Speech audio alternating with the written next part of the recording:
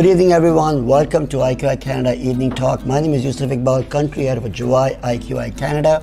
And guess where I am today? Today I am here at IQI Global Head Office in Malaysia. We came here to attend a convention. We're so excited. I've been talking to Shan for the last 2 years, 3 years. I've known him since 2015. But talking about our episode, economic update with our chief economist Shan Saeed has been going on for the last 2 years.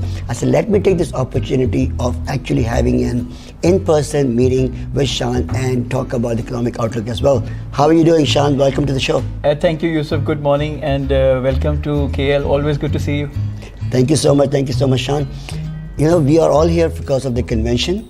Over 7,000 people attending it. I think it's one of the largest conventions I have seen, and you have seen, probably everybody's seen in Southeast Asia. It was unbelievable. The energy was going on.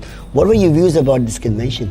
Yousaf, I thoroughly enjoyed it. The way it was, the way it commenced, and the way it was executed in the end. If I were to put it in one word, I think it was fabulous. And everybody who was involved, I think they did a remarkable job. And the energy, the motivation, the inspiring stories, it totally changed the mindset. And it's always good to meet people and your colleagues from other countries, and you learn from them and you share your insights. And it's always, when you exchange ideas, you learn from others. Yeah. And the purpose of all these conventions is, people interact. It's an excellent platform for networking. And above all, you learn from each other. And that's the gist of the story. Absolutely. And I just want people to know that when we talk about these 2 days, what we were doing in 2 days. First day was the exponential growth and exponential convention where we had speakers coming in and sharing their thoughts and things like that. We had over 30 speakers that day, started up in the morning with, attendees close to about 4,000 people. And then next day was the festival time, right? So I'm wearing this shirt, which is the limited edition, which came in just because for the convention part of it. And it was really amazing to see all the speakers. What do you think about all the speakers over there? I think I really enjoyed the first session where you had 30 speakers, and every speaker, he or she has got some inspiring story, and that keeps the audience motivated. Second day it was fun and games, good to see people. People normally ask, what did you learn in school? I said nothing except for singing and dancing. So I enjoy singing, I enjoy dancing. So it was good, people are motivated and excited. And the most important thing is the engagement strategy of those 7,000 people. I think that really kept the convention on the very high, and it ended on a very good note. Absolutely. So we're live with Shan Saeed on that, and as Shan was mentioning about this amazing convention, if you really want to be a part of IQI Global Real Estate, IQI Canada, do contact us for that. So you know what, Shan, I know it's an economic update, so let's get to our questions as well. Sure. As promised that we're going to probably ask a couple of questions right now and then put a couple of questions for next episode as well.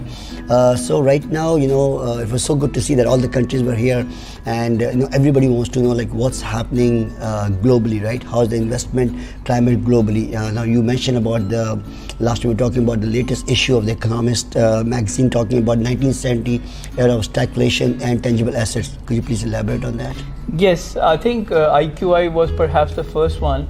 In our newsletter in November 2020, we mentioned about stagflation is coming in advanced economies. So when they read about stagflation, they said, Shan, what are you talking about? 2 months before that, I attended one of my best friends. He encouraged me. I am not a big fan of Zoom meetings and webinars. He said, Shan, why don't you come? It was a Stanford University alumni closed webinar, and they were only 12, and I was the only one outside Stanford. So in that webinar or Zoom meeting, I would say, one of the gentlemen, he spoke about the way COVID situation is happening, and he mentioned about stagflation, and that word clicked into my mind. And then he started talking about 1970s. I was born in 1973. I did not know, but I still remember one of my Nobel laureate professors, Robert Fogel. He said, if you want to understand history, you have to go back and you see what was going on, and then you try to bring it to the present financial markets and see how does it apply. So when we shared, nobody was talking. Then everybody started talking about stagflation and da-da-da. Yeah. So now this is the latest issue of Economist magazine, page 59.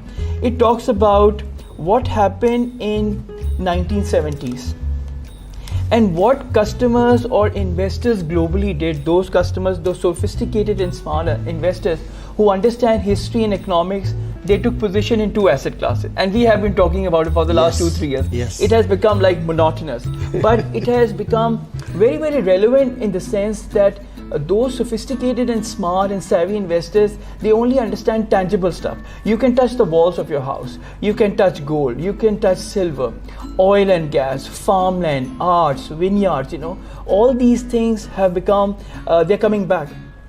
So what happened in 1970s, Yousaf? There was stagflation. So investors, they went back to two asset classes, real estate and commodities. And I still remember my mother talking about gold and silver. At that time, in 80s, it was so boring for me, my aunts and my 35 female cousins, talking about gold and silver. But now, at this age, when I'm 49, I have come to realize that these ladies are pretty smart. So they only talk about tangible assets, and globally it has been going on. Yeah. So real estate, gold, silver, oil and gas, arts. Arts is a big asset class. Vineyards, farmland, agriculture, luxury goods, watches, expensive cars. So these are some of those asset classes that are coming back. But real estate, one of the biggest asset classes, it is coming back, and I see more and more sophisticated and smart investors parking their funds. And Economist magazine is more or less talking about the same. So what we have been sharing with our valued smart investors who have been following IQI since 2020. And when did we start this IQI live talk? Since 2020. It's been actually now over 2 years. Over 2 years, and 2 years has gone, they have gone like this, And in every program, I can't really miss out that we have been talking about tangible assets. Yeah. Tangible assets, real estate, gold, silver, oil and gas, arts, vineyards, So I think things are moving back into same era of 1970. Okay. History repeats. So if you want to understand what is happening right now in the market, you have to go back and study what happened in 1970s. So you should be fine.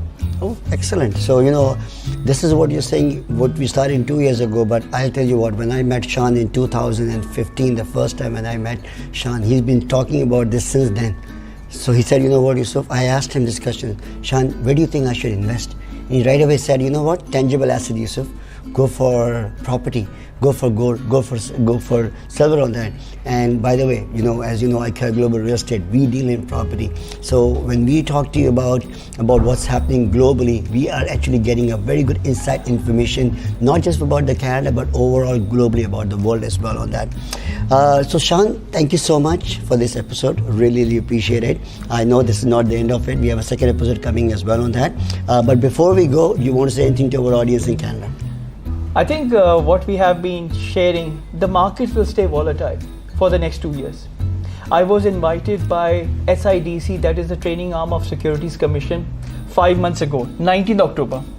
And Yousaf, I was talking about the 7 risks coming in 2023. 19th October, I was talking about counterparty risk. After 3 days, FTX happened. After 5 months, now you have Silicon Valley Bank in US going bust. So I think more and more investors, they have come to realize that, other asset classes, they will be under a lot of pressure, they will be under duress. So the thing that can give you peace of mind will be real estate, gold and silver, only tangible asset. But if you are fancy and if you want to have sleepless nights, you can always go to Bitcoin, you can always go to derivatives, you can always go to interest rate swaps. So I understand everything. But when people start talking to me about Bitcoin, my brain goes to sleep, I understand tangible assets. You talk to me about bonds, equities, currencies, real estate, gold, silver, vineyards, arts, agriculture, I understand everything. But the moment you start talking about Bitcoin, I think these are fancy stuff. And I have shared with you, somebody asked me, Shan, how do you define Bitcoin? I said it's a mathematical equation in space. Wow. So you can't really touch it. House you can touch it, gold you can touch it, silver, arts, vineyards, expensive watches like Patek Philippe, Audemars Piguet, Vacheron. But if I were to ask Yousaf, you have got $2 billion of Bitcoin, but where are those Bitcoin? All in the air. So it's all about tangible assets.